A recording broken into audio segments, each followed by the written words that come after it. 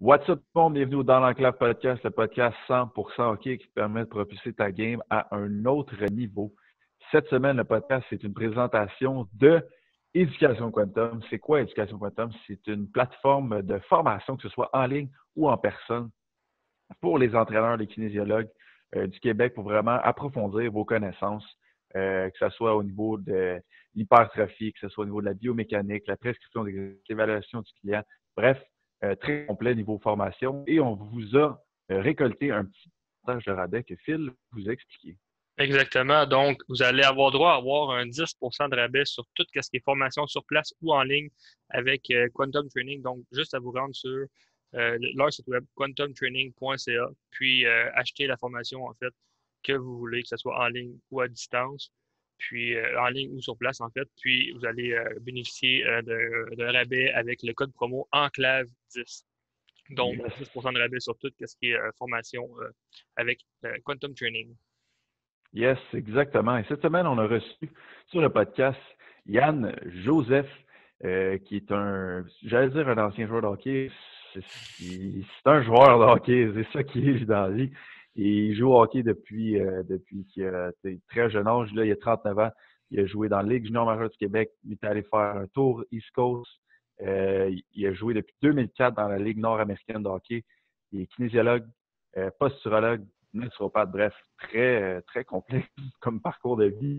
On a parlé de quoi avec lui, Phil? On a passé un gros bout sur justement son parcours, comment est-ce qu'il est fait pour combler le hockey, études, famille, puis tout ce qui est côté professionnalisme, parce qu'il n'est pas juste kinésiologue, il est propriétaire également d'un gym. Donc, on a vraiment fait le tour sur son parcours. On a passé beaucoup de temps sur la Ligue nord-américaine. Comment ça se passe? Est-ce que c'est toujours la même chose depuis les tout débuts ou est-ce que ça a changé? Fait qu'on a fait un bon tour là-dessus. On a parlé de ses expériences personnelles, d'anecdotes. On est revenu dans ses temps juniors. Puis on a parlé également beaucoup sur la posture, l'importance de la posture pour avoir une bonne performance sportive. Donc, en gros, ça fait pas mal le tour de ce qu'on a parlé dans le podcast avec Yann. Yes, donc si vous voulez aller suivre Yann, Joseph, regardez dans la petite description au niveau soit YouTube ou podcast balado si vous êtes en audio. Il ferait grand plaisir que vous alliez le suivre personnellement. Donc, on arrête de parler, on vous laisse écouter cet épisode avec Yann Joseph. Bonne écoute.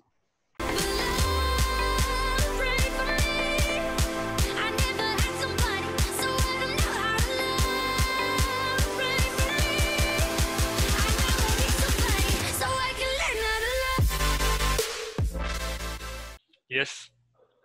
Bon, ben, moi, je suis prêt. Moi aussi, je suis prêt. Yes. Bon, ben, go. Start ça, Phil. Moi, je pense que t'étais bien parti, là.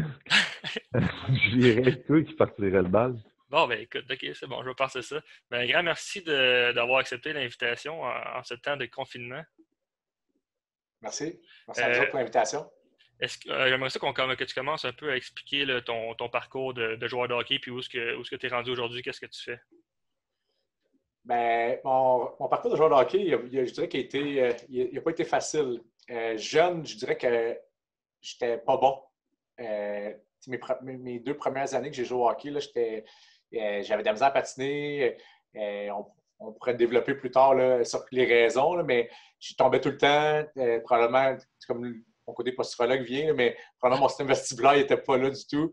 Je tombais tout le temps, j'avais de la misère à me tenir sur mes patins. Puis à un moment donné, mon père il a décidé de comme faire des cliniques. Il y a un genre d'école de hockey. Puis on dirait que j'ai débloqué complètement à partir de là.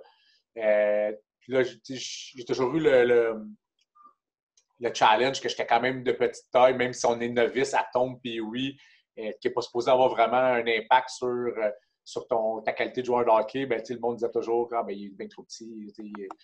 Mais ma force, c'est que dans la tête, j'étais très fort mentalement. C'est que moi, j'allais passer au travers des murs s'il fallait. Là, je voyais pas ça, je voyais ça comme un défi. Puis je dirais que toute ma vie, c'est ça qui m'a aidé, justement, le fait que je ne m'attardais pas à ce qu'on disait de moi. Je voulais comme montrer aux autres qu'il y avait tort. Donc, c'est ça qui a fait que j'ai monté les échelons. Puis je dirais que j'ai commencé surtout à être dominant Bantam 2A. À l'époque, il n'y avait pas de 3A. C'était Bantam. tu tombais midget 3, il n'y a pas de midget espoir non plus. C'est là que j'ai commencé à être dominant. Avant ça, j'étais un bon joueur, mais qui n'avait pas encore pris la confiance de prendre les règnes d'une équipe ou de prendre un leadership. À partir de Bantam 2A, ça l'a débloqué. Puis le midget 3, junior majeur et professionnel par la suite, là, ça s'est découlé là-dedans. J'ai toujours amené mon leadership par tout ce que j'ai joué. C'est drôle que tu en parles parce que c'est quand qu'on a enregistré Dominique? Hier? Avant-hier. Ouais, lundi. Lundi, avant-hier. Puis justement, il parlait de ça. Il dit moi, je trouve ça ridicule que le monde au tournoi PWI de Québec sorte la liste des 20 meilleurs joueurs puis que c'est eux qui vont aller leader la NHL plus tard. Quand que le hockey, ben, c'est un développement tardif puis qu'on a la preuve aussi avec ton parcours, ton développement. Exact, non. Et sérieusement, on voit des fois même des joueurs juniors majeurs qui sont très bons, puis que finalement, on ne comprend pas pourquoi ils n'ont pas débloqué par la suite. Puis à l'inverse, on voit des joueurs qui étaient corrects, puis ils ont juste continué à développer puis à monter les échelons. Mais tu sais, il y a plusieurs facteurs. Quand tu me parles de Dominique, tu parlais de Dominique. Ricard. Ah, Ricard, OK. Dominique, oui. Je connais bien Dominique. Non, c'est ça. Il y a des joueurs qui étaient moyens puis qui développent par la suite, mais il y a plusieurs petites choses qui peuvent faire la différence entre un joueur de hockey qui va continuer à se développer puis un autre qui va plafonner. Puis je pense que Dominique en a sûrement parlé hier là, les éléments ou ce qui peut faire la différence entre un joueur qui continue à se développer puis un qui arrête. Bon, on en a parlé un peu, mais on en reparlera plus en détail tantôt. Surtout, bon. On embarquera sur le sujet de Kotkaniemi. Ouais. J'ai bien aimé ta réponse sur le groupe. Non, mais on le développera, mais c'est tout part de la base, hein, on le sait pas. J'aimerais bien ça le voir, j'aimerais ça l'évaluer en tout cas. Ouais. Puis, fait que là, tu t'es rendu junior majeur, puis tu as passé combien d'années junior majeur, puis ensuite de ça, tu continues-tu à jouer au hockey encore? Ou... Oui, j'ai joué 3 ans junior majeur. J'ai commencé parce que dans le fond, j'ai joué à 16 et 17 ans midget 3. 17 ans, à l'époque, tu avais les late. Moi, je suis du mois de décembre, fait que j'étais un late. Il y avait seulement le droit à 3 joueurs par équipe, 3 late par équipe maximum. Puis c'était seulement les late qui avaient le droit. Les joueurs de 17 ans n'avaient pas le droit de jouer midget 3 à moins que tu étais du mois d'octobre, novembre, décembre. Dans le fond, qui suivaient les âges scolaires. Ouais. Midget junior majeur, encore là, j'avais été retranché cette année-là des Cataractes de Shawinigan parce qu'il m'avait dit, gars, tu es chanceux, tu peux retourner midget 3, vous allez avoir une bonne équipe, on veut que tu continues au développement. Tu aurais joué in and out probablement ici. Donc, ils retournent jouer midget 3, puis ça va être une bonne saison pour toi. Puis comme de fait, on a gagné la Coupe Air Canada, là, qui est maintenant la Coupe TELUS. Là, on a gagné la Coupe Air Canada cette année-là, donc une année incroyable. Là. Je dirais une de mes plus beaux souvenirs ou mes plus beaux moments dans le hockey parce que tu es champion of the world un peu, là, mais tu es champion du Canada en réalité.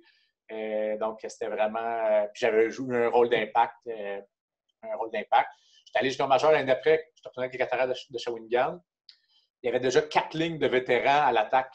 Donc, malgré que j'avais eu une bonne saison, midget 3A, c'était pas sûr que je fasse l'équipe. Il fallait que j'en tasse au moins un pour faire ma place. Puis comme de fait, j'étais arrivé au camp d'entraînement avec vraiment l'idée de faire l'équipe, peu importe ce que ça allait prendre. Je m'étais même battu dans le camp d'entraînement pour montrer que j'étais prêt à tout là, pour faire l'équipe. Puis là, comme de fait, ils m'ont dit, gars, tu nous as pas donné le choix. Tu figurais plus ou moins d'un plan, mais on n'a pas le choix, tu nous as forcé la main. Donc, cette année-là était quand même difficile parce que je dirais qu'après 20 games, j'avais peut-être fait 20 chiffres environ. J'exagère pas. Là. C'était vraiment un coach qui était Denis Francaire. C'était un coach qui faisait jouer beaucoup, qui roulait à 3 lignes, puis c'est quasiment juste ses vétérans, ses recrues, il ne faisait pas jouer beaucoup. Mais à un moment donné, il y a eu plusieurs blessés. Puis j'ai eu ma chance d'embarquer, puis j'ai embarqué en partant sur la première ligne. Cette game-là, j'ai fait un but, une passe. Là, je dis, OK, la confiance est revenue. La game d'après, j'ai fait 3 buts. Puis là, à partir de là, j'ai jamais sorti du line-up. Puis j'ai resté même, je dirais, un bon bout sur le premier trio. Quasiment jusqu'à la fin de l'année sur le premier trio. Parce que dans le fond, j'avais eu recrue du mois cette année-là, ce mois-là, quand j'ai eu ma chance de jouer. Puis mes 2 compagnons de trio ont eu des bons mois aussi. Puis même une bonne fin de saison. Parce que même que c'était comme un moment de transition, je dirais, pour l'équipe. ce mois-là parce qu'on s'en allait comme ça. Puis on a fini d'être top de la Ligue. C'est le mois de transition, je dirais. Puis j'ai aidé à cette transition-là. Puis par la suite, j'ai joué pour les Rockets de Montréal, qui était comme... c'était une équipe d'expansion. Super belle saison cette année-là, en points. Puis même, pas juste en tant qu'équipe aussi, on ne figurait pas parmi des équipes qui allaient faire les séries. Une équipe d'expansion qui n'avait pas... On n'était pas supposé d'être très fort. Puis on a eu une très belle saison. Puis à 20 ans, j'ai fait une demi-saison à Montréal. Puis j'ai fini avec les Titans Acadie Batters, qu'on a perdu en finale comme vice-président, qui a quand même fait mal, mais je dirais que c'était quand même une belle expérience parce que quand je me suis fait échanger de Montréal à Batters, j'étais vraiment découragé parce qu'on était dernier au classement général à Batters. J'arrivais de Montréal qu'on n'avait pas une bonne équipe non plus cette année-là. Il m'avait dit d'être à 20 ans, tu es dans les top scorers de la Ligue, est-ce que c'est correct son échange? Ben, je dis oui, c'est une équipe qui peut gagner la Coupe, ça m'intéresse. Puis finalement, il m'échange à Batters, qu'on est dernier au classement général, là, je capote. Le gars, t'as pas écouté pendant tout. Ouais, c'est ça. Le Guy Morissette, il me dit, là, je dis, réchange-moi, là, je viens pas. Il dit, non, on s'en va gagner la Coupe. Là, je dis, Léo, t'as-tu regardé le classement, là? On est dernier au classement général, là. D'après moi, t'as pas regardé depuis un bout, là. Il dit, non, inquiète-toi pas. On a une bonne équipe, puis je fais une coupe d'autres moves, puis avec tout dans l'équipe, on s'en va à la coupe. Comme de fait, il y a une coupe de changement qui s'est faite, puis ça a tombé, ça a bien tombé. Mais ça a passé proche. Ça finit en 4, hein, par contre. On a perdu contre Val-d'Or en 4. Je dirais que cette série-là, elle a fait mal parce que dans le fond, Val-d'Or, les Foreurs, ils nous faisaient mal à chaque fois qu'ils rentraient dans notre zone, ils comptaient. C'est ça qui nous a comme un peu cassé les jambes parce qu'on le time possession de rondelles puis le nombre de lancers au but, on dominait à chaque game. Mais il réussissait tout le temps à nous casser les jambes en scorant des gros buts au bon moment. Il y avait une grosse attaque. Il y avait des gros noms, une grosse attaque qui nous a fait mal. Ben, comme je disais, en 4, c'est sûr que le côté, les impondérables étaient vraiment de leur côté. Fait que ça aurait été dur de revenir à cette série-là, à moins que la série change complètement de bord. Mais je suis quand même pas déçu de l'effort qu'on avait mis puis la façon qu'on jouait. On jouait de la bonne façon pour gagner. C'est juste qu'on a manqué de ressources un petit peu. On n'avait pas le talent que les autres avaient. Ben, je veux dire, passer du dernier au classement à la finale de la Coupe, je veux dire, c'est quand même pas mauvais.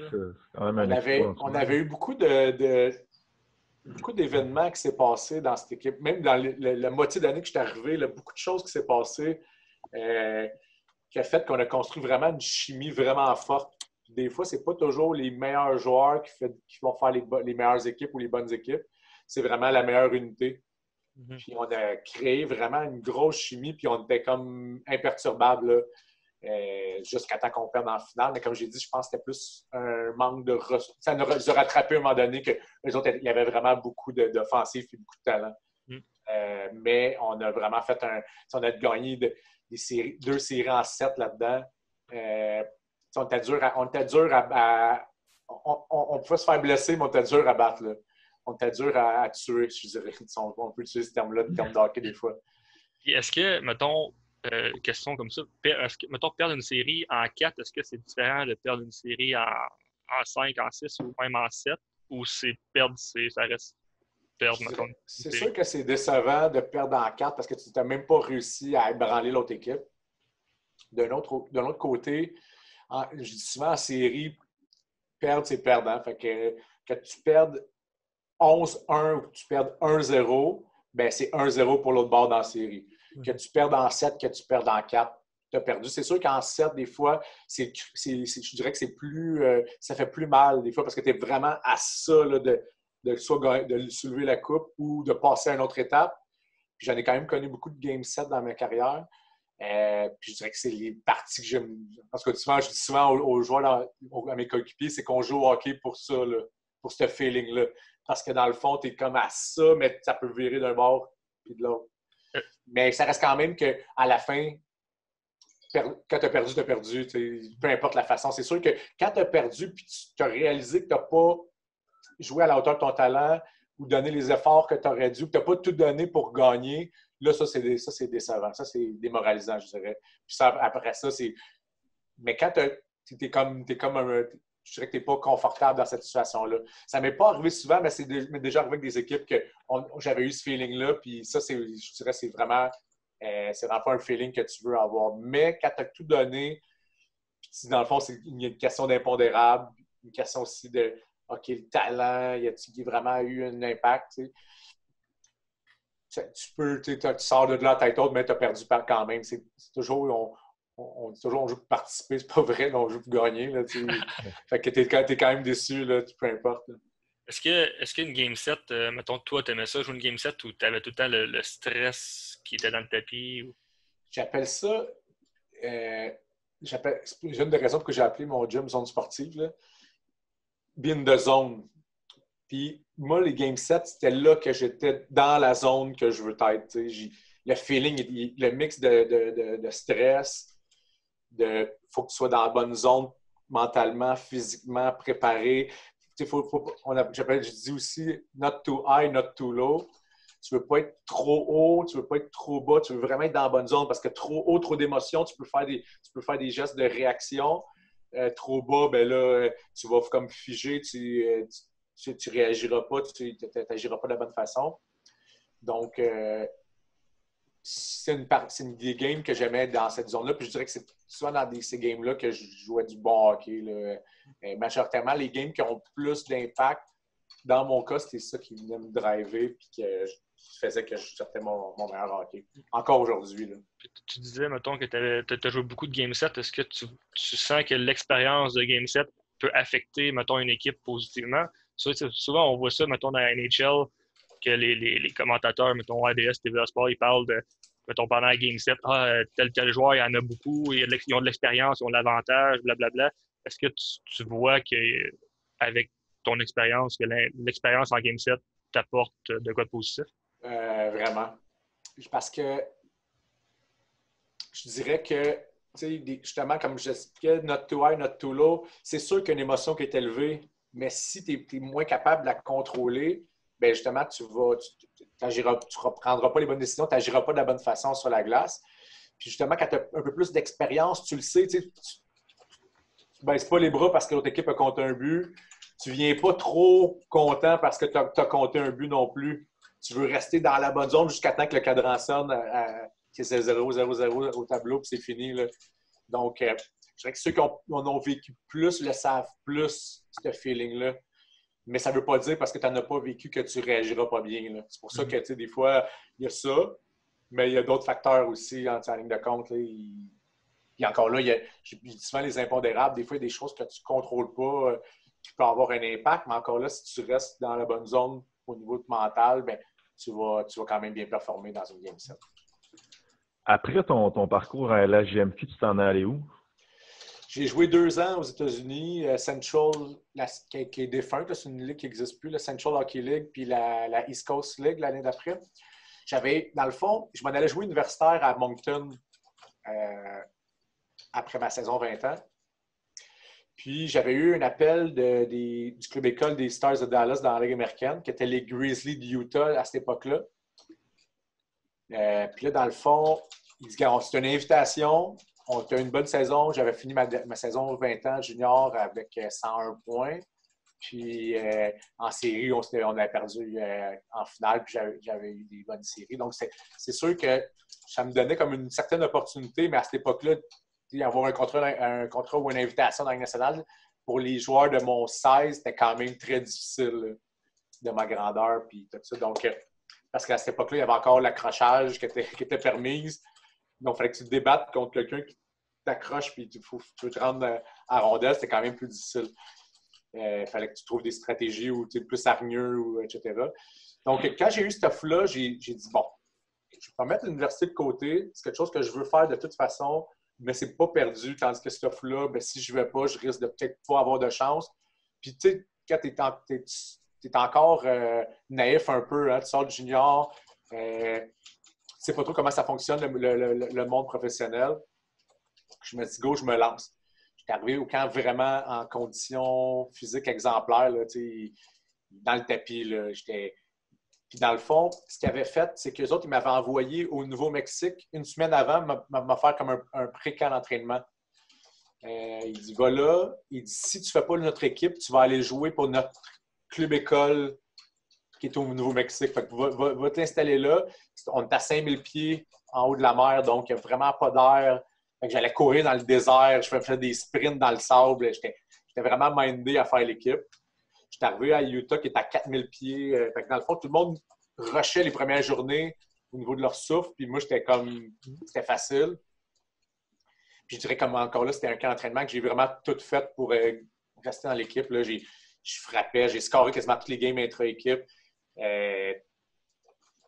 On avait des entraînements hors glace. Là, la majorité des joueurs faisaient semblant de se pousser dans le tapis, dans le spinning pour se garder du gaz. Moi, j'étais dans le tapis. Là, je pensais même pas à ça. Là. Je me suis dit, même le coach du hors glace va le dire au coach que je suis dans le tapis. Là. J'avais ce mindset-là.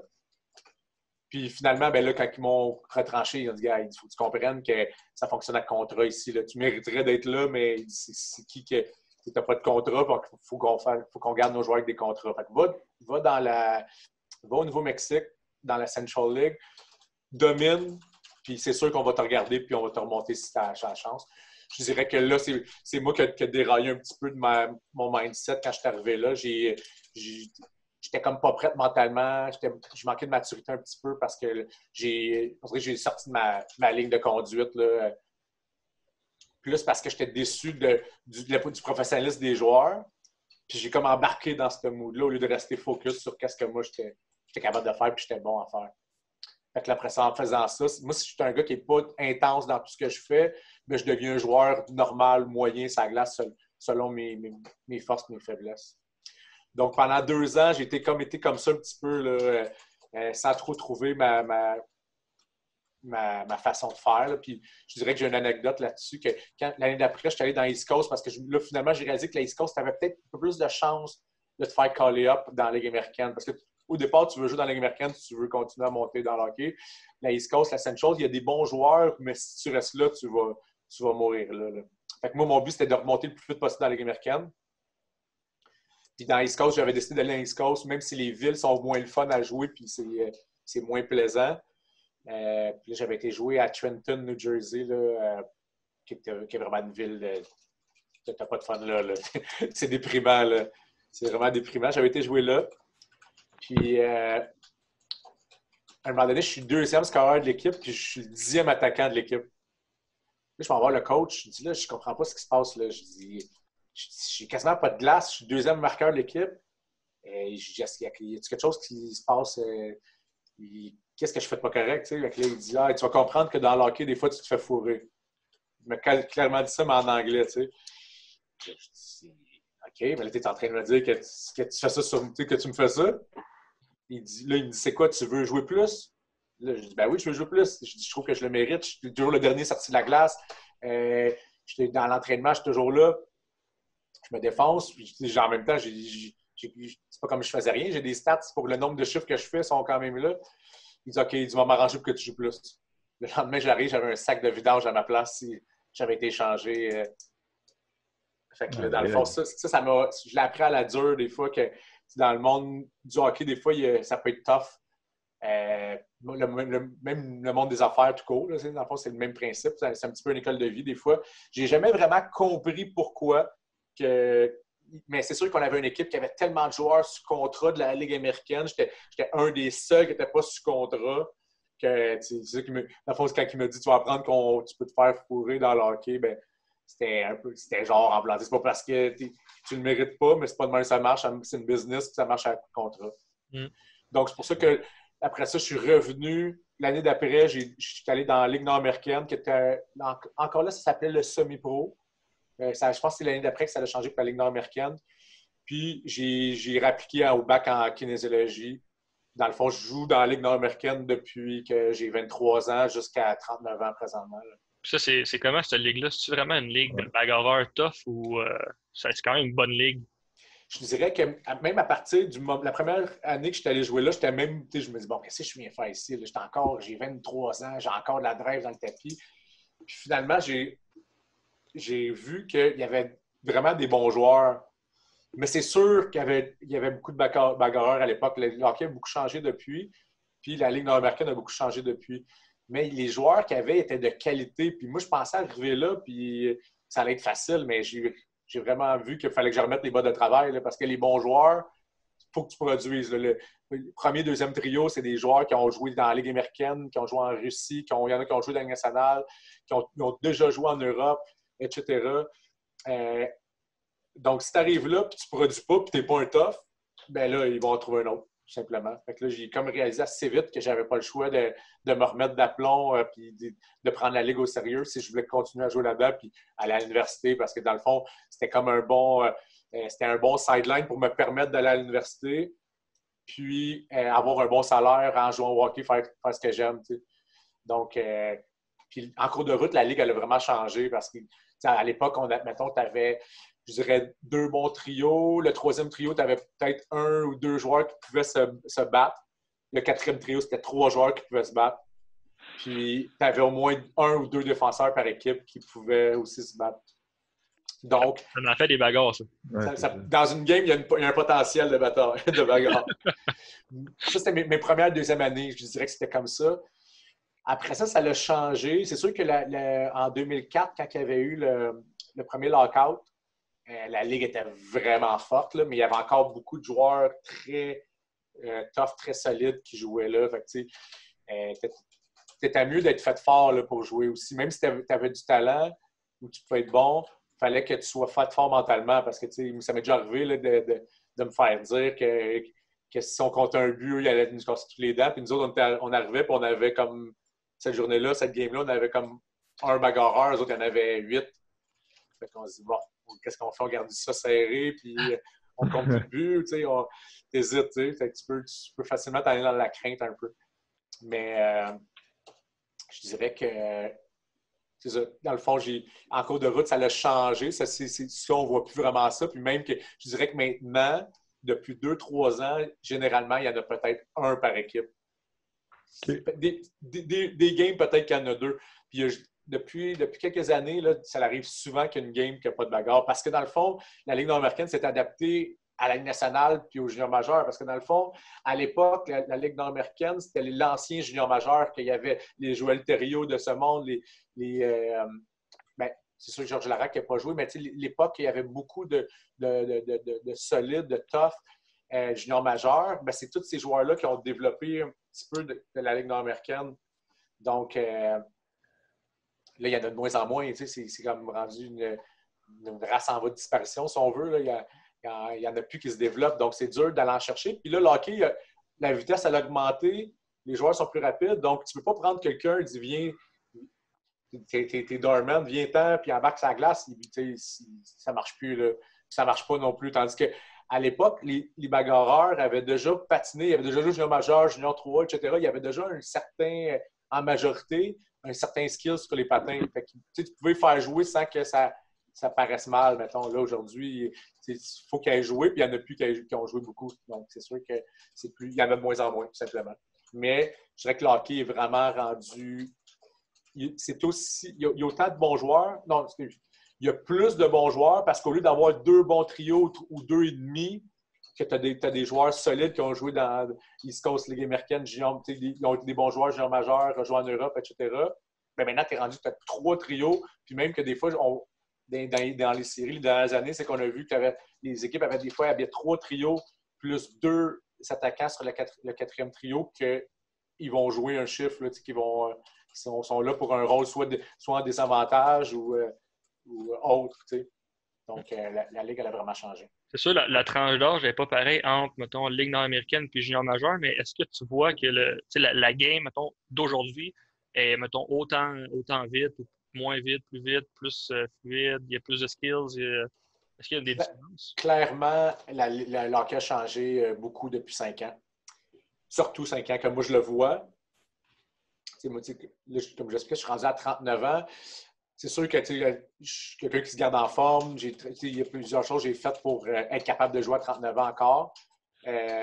Par contre, je dirais, mettons, quand j'étais fin vingtaine, dans mon prime time, je brûlais beaucoup de joueurs juste par ma vitesse ou presque. J'étais considéré comme un joueur rapide ou dans la tranche en haut, là, dans le côté vitesse. Mais maintenant, je suis dans la moyenne. Là. Les joueurs sont plus rapides. Ils ont avant ça aussi, mettons, dans une équipe, tu voulais comme séparer des grinders, des grinders plombiers, des skills, etc. Je dirais que maintenant, sur 3 trios, ben, même tes grinders, supposés grinders, c'est des skills aussi. Parce que tout le monde a les habiletés pour contrôler la rondelle et scorer des buts. Ou presque. C'est sûr qu'il y en a qui en ont plus d'habiletés pour ça, mais tout le monde s'est rendu qu'ils l'ont à cause du junior majeur, puis du midget 3, puis du hockey mineur, qu'on a développé beaucoup ça dans les dernières années. Donc, les joueurs ont plus d'habiletés. La seule chose que je vois, moi, c'est le hockey sense, que je trouve que c'est pas tous les jeunes joueurs qui l'ont. C'est pour ça que c'est là que je réussis encore à me démarquer ou à pouvoir jouer à ce niveau-là, même à 39 ans, parce que dans le fond, je compense, mettons, par les.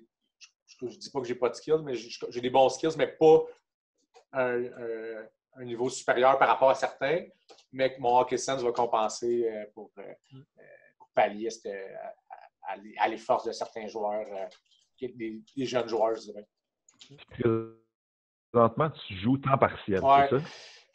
Dans les 2 dernières années, j'ai fait ça. Il y a une année, dans le fond, j'avais pris ma retraite il y a 3 ans. J'avais une opération à un genou. Je m'étais dit, bon, j'avais joué pendant 1 an complète avec douleur à chaque game, crainte, peur, etc. Je me suis dit, bon, je peux plus, je voulais plus endurer ça. J'avais comme pris ma retraite. Opération, je me suis entraîné fort, j'ai fait d'autres choses que je n'avais pas faites depuis toute ma carrière de hockey. Puis finalement, l'année d'après, il y a comme d'équipes qui m'ont appelé et ils m'ont dit tu voudrais te rejouer, ou même si quelques games, on a besoin de ton leadership, on a besoin de ci, on a besoin de ça. Puis finalement, je dis go, puis là, j'ai comme repogné à piqueur, mais sans pouvoir me permettre de toujours être disponible à cause de ma famille puis ma business aussi. Donc, j'ai réussi à combiner les deux. C'est sûr qu'en plus que j'appartiens à Jonquière, qui est quand même beaucoup de voyagement durant les fins de semaine. Donc, mais j'irais vraiment repogner comme la passion de jouer. Là. Puis j'ai réalisé que peut-être que je ne dominerais plus autant que j'ai dominé dans cette ligue-là, mais que je peux encore amener quelque chose qui m'intéressait d'apporter à mes coéquipiers et apporter au hockey. Donc, sinon, si j'avais vu que je n'aurais pas pu rien apporter, j'aurais dit, bon, j'en ai assez fait, puis c'est correct, je vais me concentrer sur autre chose, mais j'avais encore la passion, puis je sentais que je peux encore apporter du bon, fait que c'est pour ça que j'ai continué. J'ai pas encore pris de décision pour l'année prochaine. La Ligue, elle s'étend jusqu'à où? Parce que là, tu te dis, mettons, toi, tu appartiens à Jonquière, mais c'est où le plus loin que vous allez jouer? Ben, c'est pas mal Jonquière. Jonquière, Rivière-du-Loup. Okay. Les deux équipes les plus loin. Là, il va y avoir une nouvelle équipe à Saint-Jean l'an prochain. En tout cas, en théorie, là, tout ce qui se passe, c'était signé qu'il y avait une nouvelle équipe à Saint-Jean sur Richelieu. Donc, ça l'amenait comme 3 équipes pas trop loin de la région de Montréal avec Sorel, Saint-Jean puis Laval. Puis les autres équipes sont plus dans la région de Québec, Thetford Mines, Saint-Georges-de-Beauce, Rivière-du-Loup puis Jonquière. Okay. Mais généralement, les parties se font vendredi, samedi ou des fois vendredi, dimanche. Donc, c'est la fin de semaine. C'est sûr que les équipes rapprochées ont comme le privilège de pouvoir pratiquer durant la semaine. Jonquière, ce n'était pas une opportunité parce qu'on était comme 10 ou 11 joueurs de Montréal, de la région de Montréal. Donc, on s'en va la fin de semaine. On est hébergé.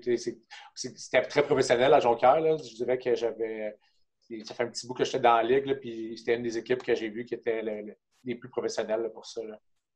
Ça, on se demande. Bon, vas-y, Hugo. Je pense qu'on a comment la vie familiale, mettons, tu réussis à rentrer ça à travers tout ça? C'est sûr que c'est tough. Là. Ma femme, elle fait vraiment incompréhensive. Là, parce que dans le fond, souvent, je vais partir comme le vendredi midi, puis je vais revenir comme le samedi dans la nuit là, à 3 heures du matin. Donc, puis le dimanche, je vais me reposer un peu, prendre le dessus. Je ne me réveille pas avant 10-11 heures. Donc, elle a quand même un gros rôle à faire, mais elle sait que, bon, elle sait qu'il ne me reste pas 10 ans non plus. Puis elle sait que c'est une passion pour moi. Donc, elle m'encourage là-dedans. C'est sûr qu'il y a des moments qu'elle trouve ça plus difficile. Mais je trouve que je considère qu'elle fait bien ça. Là. Elle est permissive. Fait que, mettons, pour résumer, tu as fait, bon, pendant toute ta carrière de hockeyeur que tu joues encore, tu as fait un bac en kin, tu es allé chercher la posturo, tu as ouvert des gyms, puis tu as joué au hockey au travers de tout ça. Ouais. Pourrais-tu nous expliquer comment tu as fait tout ça? Ben, Parce que c'est ça. c'est quand même assez énorme. Là. Je dirais que la Ligue nord-américaine, pour le vrai, puis ça, c'est quelque chose que je trouve que est incroyable pour ça. C'est que, mettons, tu as rêvé toute ta vie à jouer au hockey professionnel, mais que là, finalement, puis même que je vois des joueurs en Europe présentement qui se cherchent, qui finissent leur carrière de hockey, puis là, ils ne savent plus quoi faire après. Ils sont comme à la recherche de leur transition, si on veut, leur deuxième vie, si on veut, leur deuxième job qu'ils vont faire après. La Ligue nord-américaine, elle a quand même cette qualité-là, parce que dans le fond, tu peux combiner hockey, études et travail en cours de. Parce que ça elle ne prend pas trop de temps. Parce que dans le fond, comme j'explique, tu as 2 games par semaine.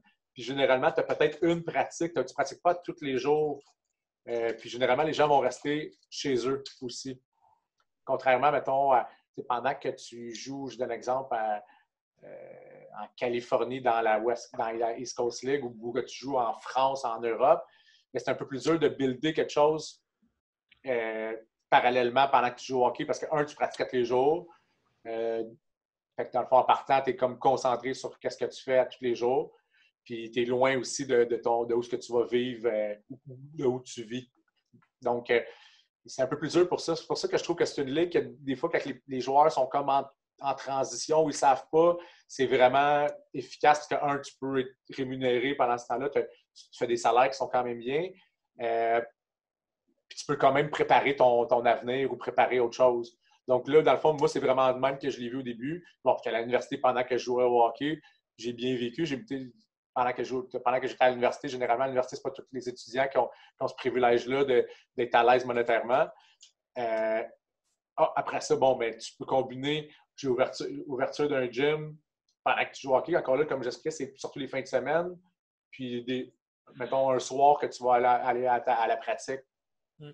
Ça ne t'empêche pas de travailler ton 40 heures dans ta semaine. Donc, puis vu que je suis un fan, mais où je suis un fan, fan, c'est peut-être c'est un bon terme, j'aime ça, toujours apprendre plus.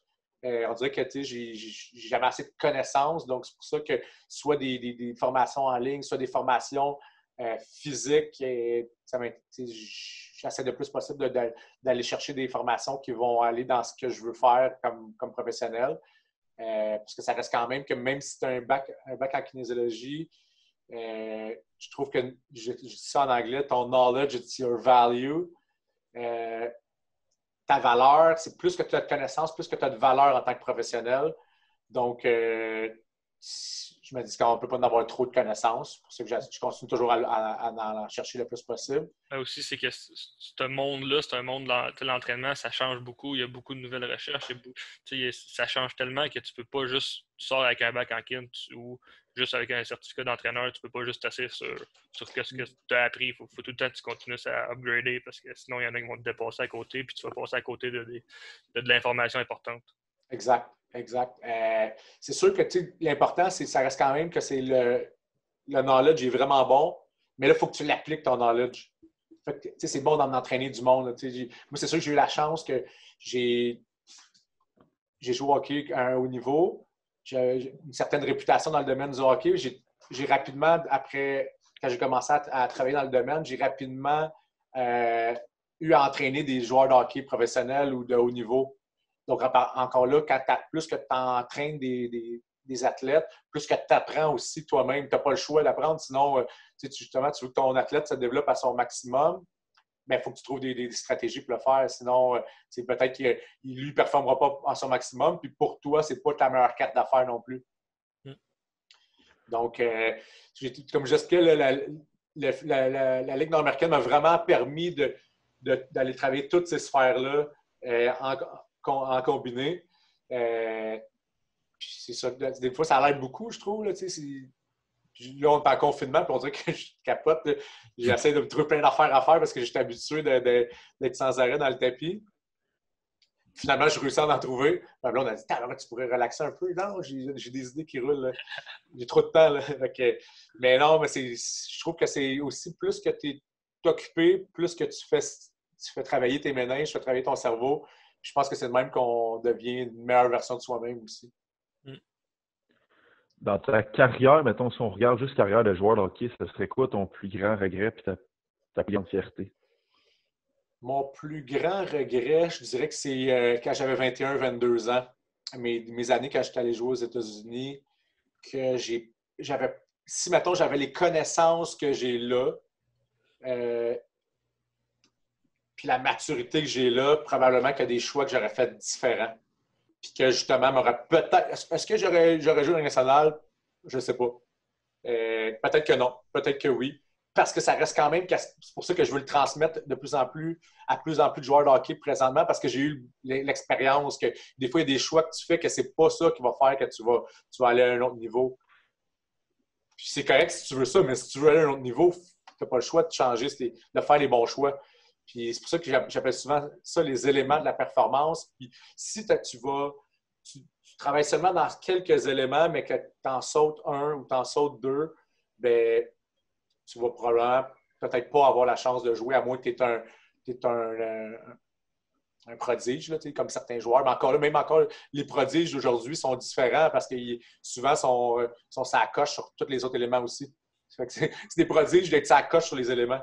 Ouais, donc, il n'y en a plus même des joueurs que tu dis « il n'est pas travaillant, mais il a du talent, puis finalement, il est dominant, tu n'en as plus, là, tu vois plus ça. » Mais c'est ça, mais avoir eu ce background-là, ou les connaissances ou l'expérience que j'ai aujourd'hui, m'aurait probablement fait faire des choix différents quand j'avais 21-22. Parce que moi, je me fiais que vu que j'étais... j'avais un mindset de fou à l'entraînement, que peu importe j'allais me défoncer, puis je voulais comme être le meilleur. Je pensais que c'était comme assez pour l'être. Mais finalement, il n'y a plus juste ça. Là. Il y a un côté mental, neuro, alimentaire, supplémentation. Il y a plusieurs facteurs qui font que plusieurs éléments qui font que tu vas être à ton top comme joueur. Puis je l'ai compris un peu trop tard, je dirais. Ta plus grande fierté? Ma plus grande fierté, je pense que je l'ai dit tantôt, mais j'ai eu deux fiertés. Une fierté qui était plus équipe, puis c'est quand même loin, mais c'était Midget 3A quand on avait gagné la Coupe Air Canada. Je me souviens de ça. Tu es quand même jeune, tu es fringant, tu arrives à l'école au secondaire, puis là, tu as gagné, puis là, tu es le king of the world. Il y avait des parties après ça toutes les fins de semaine, puis là, on dirait qu'on sortait de là comme des héros. Là, ce feeling-là, il était vraiment le fun. Puis tu as vraiment une grande fierté aussi d'avoir accompli ça. Une fierté que j'ai eue, juste en y pensant, j'ai encore des bons feelings dans moi, c'est justement mon année recrue junior à Shawinigan, quand j'avais failli lâcher 10 fois tellement que j'avais pas de jeu, j'avais pas de temps de glace. J'ai été 5 games dans les estrades. J'étais comme, je suis un joueur de hockey, il faut que je joue au hockey. Je vais jouer junior 3. J'étais même, non, c'est pas dans mon thinking, je n'aurais pas joué junior 3. Puis finalement, quand j'ai eu mon break, quelques blessés, etc. Puis là, finalement, je l'ai péri, là, vraiment, là, comme... C'est comme quasiment un animal qui n'a pas mangé pendant un mois. Tu lui mets de la bouffe, et tiens-le pas 2 secondes, là, ta main va partir. Là, c'est un petit peu le même principe. J'étais arrivé là comme un affamé, puis j'ai pris ma chance, puis j'étais vraiment fier d'avoir réussi à le faire. Comme je t'ai dit, ce mois-là, j'avais eu recrue du mois, mais c'était game après game là, que j'amenais des résultats game après game, puis des bonnes performances game après game. Donc ça, c'était une bonne fierté d'avoir réussi à surpasser cette épreuve-là, parce que j'aurais pu lâcher plusieurs fois, puis ça m'a appris sur moi que dans la vie, ça se peut que tu l'aies tough, mais tu es capable de passer au travers. J'aimerais ça qu'on va changer un peu de registre. J'aimerais ça que tu nous parles un peu de l'importance de la posture, tant en entraînement que pour un joueur de hockey. Qu'est-ce que c'est important? Je dirais que ça fait quoi, 4 ans maintenant que j'ai intégré ça à ma pratique. Moi, je considère que c'est un game changer. J'ai vraiment été chanceux de m'en aller par là. Parce que dans le fond, je suis allé dans ces options-là à cause de moi en tant qu'athlète, que je ne comprenais plus, que j'avais 35 ans environ, 34-35, que j'avais tout le temps mal partout. Tu sais, dans le fond, tu peux performer à un certain niveau, Puis dans le fond, c'est ça qui est arrivé. Pour moi, j'ai performé à un certain niveau toute ma vie parce qu'ici, j'étais comme j'en voulais. Puis, mais j'avais souvent mal, j'étais souvent comme restreint dans mes mouvements. Dans ma tête, c'était pas normal, ça. C'était pas quelque chose. J'allais me faire traiter en physio, ostéo, acupuncture, etc. Puis là, c'était rendu que dans ces années-là, c'était 2 à 3 traitements par semaine pour être capable de jouer la fin de semaine. C'est de là que j'ai comme appris à connaître la posturologie puis la neuro qui m'ont aidé, genre, justement, à redonner un équilibre à mon corps. Que là, finalement, c'était une des raisons pour que je joue encore à 39 ans, c'est que j'ai réussi à rajeunir au niveau de mon corps, si on veut. Il est plus performant, il est plus fonctionnel, il compense moins.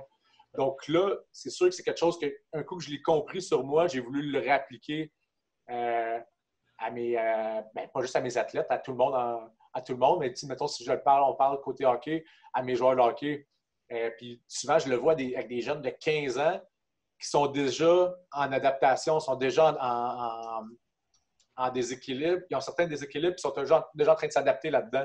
Puis, veux pas, quand tu comprends ça, tu peux performer. C'est possible que le jeune va être un très bon joueur junior majeur, mais il n'est pas à son maximum de ses capacités, il n'est pas à son plein potentiel.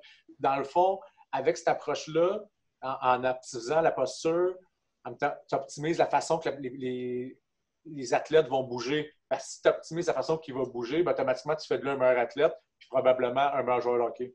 Donc, c'est vrai. Moi, je considère que c'est vraiment un game changer là-dessus. Là. Par contre, je fais comprendre aux joueurs que je vais suivre qu'ils ont des devoirs à faire. Là. Ça ne se fait pas du jour au lendemain. Ça fait comme 15 ans, ça fait 16 ans, tu as 16 ans. Ça fait 16 ans que tu es en train de t'adapter dans ce corps-là. Mais là, on veut changer ce pattern-là. Donc, tu as comme des petits devoirs à faire. Fait que ceux qui vont avoir du succès, c'est ceux qui sont sérieux dans leurs devoirs. Puis ceux qui le sont moins, puis qui probablement ne monteront pas les échelons, ou ils vont peut-être les monter, mais à un moment donné, ils vont plafonner. C'est ceux qui ne le font pas. Souvent, ça donne une bonne idée sur quel genre d'athlète que tu as devant toi aussi. J'imagine que tu l'intègres un peu dans ta pratique, plus entraînement, où comme ça, le client, il ne voit pas trop que c'est des devoirs à faire. J'ai deux façons de faire. J'aime bien le fait des devoirs que je veux qu'il fasse à tous les jours. Vous avez déjà rencontré Matt Boulay, qui amène une approche aussi avec les patrons moteurs. La posturologie et les patrons moteurs, ça se combine vraiment bien ensemble. Donc, tu donnes comme des devoirs à faire, mais ça peut être comme un peu un échauffement aussi. Puis même que j'aime mieux quand mes athlètes le font en warm-up, j'appelle ça un warm-up neurologique. Tu optimises la façon que ton cerveau va communiquer à ton corps. Puis là, après ça, on peut faire un warm-up physique, puis let's go, on s'en va à l'entraînement. Là, on est optimisé. Là. Déjà là, tu as activé ton système nerveux en plus. Donc là, let's go, sky's the limit, parce que là, on est apte à performer à ton plein potentiel. Mm-hmm. Puis là, tu fais ça jour après jour, puis jour après jour. Puis là, c'est là que tu as des résultats sur le long terme, puis clairement. Puis même que, je dirais que je veux pousser un petit peu plus loin la recherche en évaluation là-dessus, mais la plus grosse évaluation que je fais, c'est juste le test de préhension. Semaine après semaine, avec les athlètes. Puis déjà là, ça, c'est assez drastique comme résultat. Là. Puis même des fois, en une session, c'est juste qu'on veut le garder par la suite.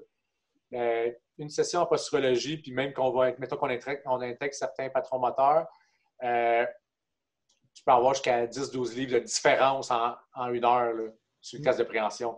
Puis ça, je l'ai vu même des joueurs de la Ligue américaine. Là, 10 livres. Je donne l'exemple, je ne me souviens pas des chiffres exacts, mais mettons que c'était 135 livres main droite, 145 livres main gauche. Je dis, je comprends pas, je suis droitier.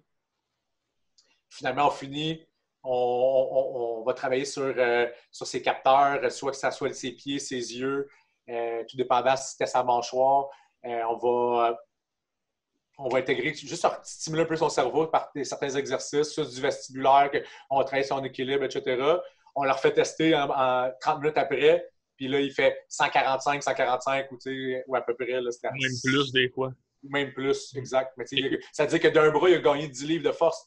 10 livres de force, ça peut te prendre 6 mois à gagner ça à l'entraînement. Là, c'est pour ça que là, tu viens d'optimiser l'être humain ou l'athlète en toi. Mais là, va t'entraîner là-dedans. Là, tu comprends? Très curieux. On pourra en reparler plus tard au off-record. Moi, je fais justement ma maîtrise sur la force de préhension au hockey. Ah, c'est Je serais un peu curieux d'avoir une coupe de stats, voir ce que ça donne. Ah, ça serait cool, ça. Ah, c'est vraiment hâte comme maîtrise. Yes. Parce que dans le fond, elle est quand même importante à l'air de rien, là, mais c'est sûr qu'avec les nouveaux bâtons, si on y va plus côté technique, avec les bâtons, maintenant avec le flex, etc., il y a des joueurs qui ne sont pas tant forts physiquement, mais qui réussissent à avoir des bonnes shots. Là. À mon époque, moi, j'ai joué avec des bâtons de bois. Là.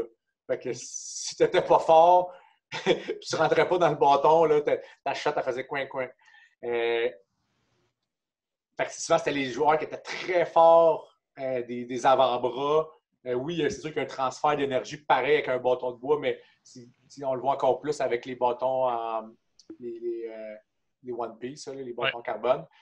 Mais ça reste quand même que tes mains, ta force de préhension peut avoir un impact majeur sur ton lancer, même surtout sur les lancers rapides, là, qu'il n'y a pas tant de transfert d'énergie qui s'est fait. Mais c'est ça, de ce que j'ai vu de la littérature, c'est que de un, il y a peu d'études qui ont été faites là-dessus. Puis de deux, qu'est-ce que ça sort, c'est que bon, la technique de lancer a un impact, mais la force de préhension, tous les muscles de l'avant-bras sont tous impliqués dans peu importe le lancer, puis peu importe où ce que tu veux viser, parce qu'ils ont fait des études aussi sur différentes cibles, puis les implications. Puis ils ont testé un petit peu la puissance des lancers avec la force de préhension. Puis ils ont conclu, en fait, plus ta force de préhension est élevée, plus que ta puissance de lancer est élevée. Fait que déjà, en partant, si ton lancer est plus puissant, si ta force de préhension est plus puissante, ton lancer est plus puissant, tu as déjà plus de chances de scorer. Puis moi, ce que je vais tester plus précisément, c'est la précision des lancers. Est-ce que plus que tu as une force de préhension élevée, plus que ton lancer est précis, donc plus que tu as des chances de marquer?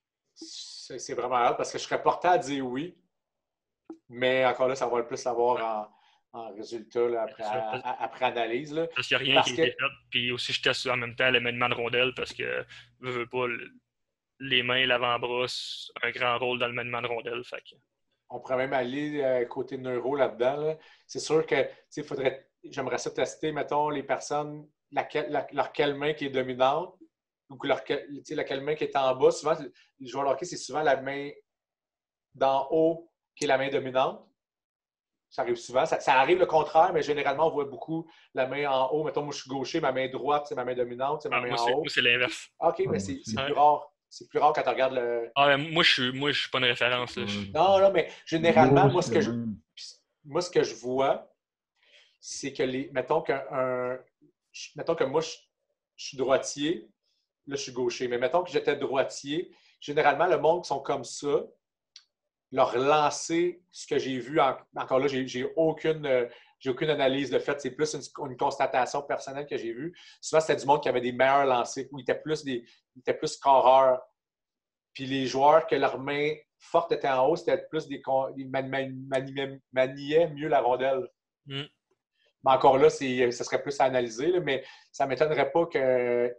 encore là, ce qu'on veut faire aussi, c'est en euro ou en posturo, on ne risquera pas d'avoir un équilibre parfait entre les deux, mais on veut se rapprocher le plus possible de cet équilibre-là. La personne que sa main gauche est vraiment plus faible que sa droite, si au test de préhension, c'est semblable, c'est correct, mais si tu fais faire plein d'affaires et elle est moins habile, automatiquement, c'est un guide que, bon, il faut l'optimiser, cette main-là, que ce soit la neurospike ou que ce soit des exercices qu'on peut travailler.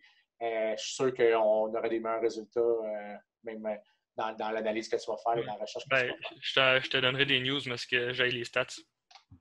Cool, pas mal. C'est quoi qui explique, mettons, que ton joueur de tantôt, sa main forte, c'était droite, mais que, mettons, c'est pas sa main forte, mais sa main, que habituellement, il est plus fort, mais que sur le test de préhension, c'est pas elle qui était plus forte. C'est quoi qui explique ça? Ça, c'est clairement un déséquilibre postural. Dans le fond, généralement, quand ça arrive ça, moi, souvent, avant de faire le test de préhension, je le sais. Ou est-ce que j'ai des gros doutes que c'est ça qui va arriver? Parce que son épaule droite est plus basse. Quand ton épaule droite est plus basse, tu mets de la pression sur ton nerf brachial. En étant plus bas, tu as ton nerf brachial qui passe, tu as de la pression qui est mise là. Tes nerfs, dans le fond, c'est ça qui est comme le chemin entre l'information de ton cerveau vers tes muscles. C'est ça qui va énerver tes muscles. Donc, tu ne pourras pas optimiser ce ce transfert d'informations-là si tu as une pression qu'on soit pas les plus basse au niveau de ton aire brachiale. Donc, automatiquement, le test de préhension va être biaisé parce que tu n'es pas capable d'aller développer toute ta force.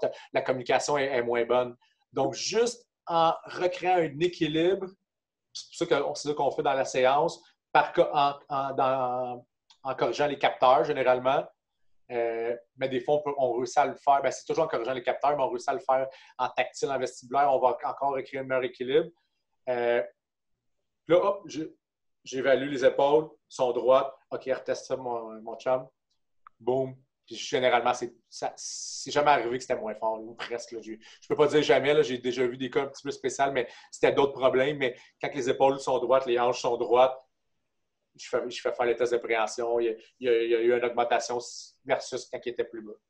Là, on parle de force, mettons, de préhension puis force globale, mais aussi niveau amplitude de mouvement.